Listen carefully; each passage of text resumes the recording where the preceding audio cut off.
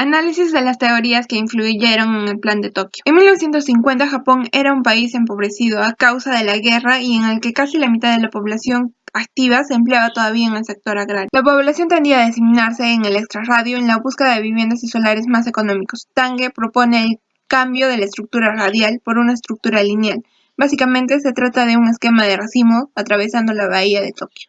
Frente a este contexto, el modernismo proclama que los problemas a los que se enfrentaban las ciudades se podrían resolver mediante la segregación funcional estricta y la distribución de la población en bloques altos de departamentos en intervalos extensamente espaciados. La única relación del Plan de Tokio con el modernismo es el uso de la línea recta y la segregación de funciones en su centro, aparte de la clasificación de la circulación como la hizo Le Corbusier. En el contexto de Japón después de la Segunda Guerra Mundial surge el metabolismo japonés. Los arquitectos metabolistas creían que edificios y ciudades no son entes estáticos, sino que están en constante cambio orgánico con un metabolismo propio. Las estructuras de posguerra evidentemente fueron pensadas para tener una vida útil limitada y eran diseñadas y construidas para ser reemplazadas. El diseño arquitectónico metabólico es creado alrededor de una infraestructura como columna vertebral, con partes prefabricadas y reemplazables como células de un organismo. Tange utiliza esta teoría para enlazar el conjunto de viviendas con el resto del proyecto.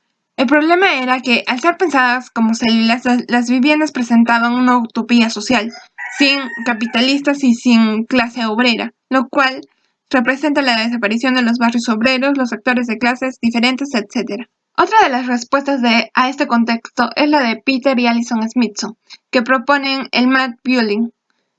Las características de este eran una arquitectura entendida como un tapiz, como una malla, edificios de baja altura y alta densidad, adaptabilidad y capacidad de crecer o decrecer, creando espacios tanto abiertos como cerrados, espacios homogéneos y con alto grado de neutralidad suficiente como para que sean capaces de asumir distintos usos, máxima interconexión y asociación de las partes, y favorecer el intercambio del edificio con la ciudad y el paisaje. Ideología. Según Kenzo Tange, hoy hay cambios vitales en las formas culturales, la estructura social y el medio ambiente humano. En esta época de cambios y avances, el ideal arquitectónico de la primera mitad del siglo no es suficiente para los problemas de hoy en día. Dice que el primer problema es la movilidad, que cada vez es más frecuente y rápida. El hombre camina, siempre ha caminado, en pasos de menos de 1 metro, pero hoy la velocidad de más de 100 kilómetros por hora forma parte de la vida cotidiana. Nosotros vivimos en un mundo donde existen grandes incompatibilidades. El movimiento de la vida se caracteriza por tener un orden. El problema es la relación entre el orden y la libertad. Pero el hecho importante es que solo acercando los extremos podemos llegar a obtener el cuadro completo. Un enfoque por sí solo no es suficiente. La tarea consiste en crear un orden en lo que parece ser incompatible. En cuanto al emplazamiento, traza una conexión entre las zonas industriales periféricas de Tokio y Chiba. Resulta curioso que lo que para Le Corbusier era una simple figuración del agua metafórica con capacidad para la reflexión de los volúmenes o la ampliación del campo visual por profundidad y distancia, para Tange se convertía en una realidad porque la ciudad es libre de extenderse como un tablero de juego por la indiferencia del plano horizontal de su perfecta superficie. Opta por una arquitectura dura, contundente y repetitiva. Del diseño internacional tomará el concepto de orden estructural claro y definido.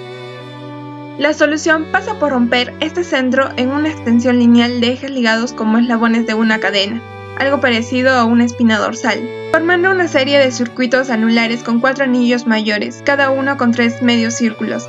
En el segundo anillo mayor, un medio círculo es la estación ferrocarril y el otro es el puerto. Cada medio círculo contiene a su vez a otros 3 menores, cada uno de los cuales encierra un sector residencial, excepto en el tercer anillo mayor, donde uno contiene oficinas de gobierno y otro oficinas industriales. Esta sucesión de anillos de circulación tiene 6 niveles que combinan la calle convencional y el metro. Estas plataformas rodean espacios megaestructurales donde se albergan los diferentes usos urbanos, alcanzando en línea recta una estructura modular y organizando los edificios e infraestructuras en varios niveles, resultando primero el paso de un sistema centrípeto radial a un sistema de desarrollo lineal. Segundo, un nuevo orden espacial urbano capaz de reflejar la organización abierta y la movilidad espontánea de la ciudad actual. Tercero, el establecimiento de los medios para englobar en una sola unidad orgánica tanto la estructura de la metrópolis como el sistema de transporte y la arquitectura urbana. Está concebida a escala de barrio, provisto de equipamientos como centros comerciales, estación de ferrocarril, instalaciones públicas, aparcamientos, escuelas, guarderías, centros comerciales, instalaciones deportivas y viviendas. Refiriéndose brevemente a ellas como una sección más o menos triangular, proponiendo edificios residenciales con la forma de la comba japonesa, estructuras en forma de A, así como de todos los servicios diseñados como una serie de bloques elevados por torres cuadradas. Tange pretende organizar coherentemente el errático crecimiento de la ciudad a partir de un sistema de comunicaciones que funcione como un esqueleto, sobre el cual se vayan adicionando los espacios y edificios que la urbe necesita en cada momento. Presenta un sistema de pilotes y núcleos. Kenzo Tang, influido por las ideas de Le Corbusier, plantea un sistema de pilotes que constituyen vínculos espaciales entre áreas públicas y privadas. Estas son las áreas donde el flujo de tránsito se encuentra con el espacio arquitectónico. Los núcleos, en cambio, eran arterias que se vinculan con los edificios. Ambos, pilotes y núcleos, fueron integrados en un solo sistema. El enorme eje comunal construido sobre la bahía de Tokio era pensada para el automóvil, separado de las áreas peatonales mediante una jerarquía de vías expresas.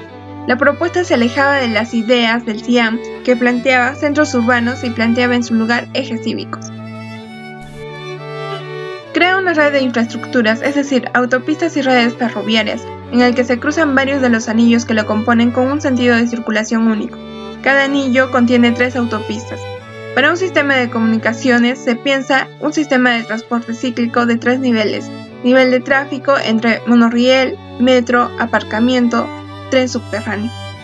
El planeamiento urbano será como un gran tapiz en torno a varios ejes, mientras que los edificios se concebirán como una red tridimensional que llevará implícita la posibilidad de futura expansión, donde la forma se impregna de la elegante sensibilidad de la tradición nipona, con aproximación figurativa a las pinturas japonesas de Ukiyo-e, haciendo referencia a la cultura Nyonin que tuvo su auge en los centros urbanos del Edo, actualmente Tokio. Aunque la respuesta de Tange es especialmente organizada, económicamente justificada y demográficamente necesaria e incluso piensa en el crecimiento o decrecimiento de la ciudad a largo plazo, no supera las barreras de la jerarquía y la inflexibilidad abstracta del esquema para transformarse en una infraestructura con capacidad de adaptabilidad al cambio. Para dar paso a la vida tal y como lo reclama Christopher Alexander, quien sostiene que, para la mente humana, el árbol es el vehículo más simple para las ideas complejas. Pero una ciudad no es, no puede y no debe ser un árbol. La ciudad es un receptáculo para la vida. Si hacemos ciudades que son árboles, partirán nuestras vidas en pedazos.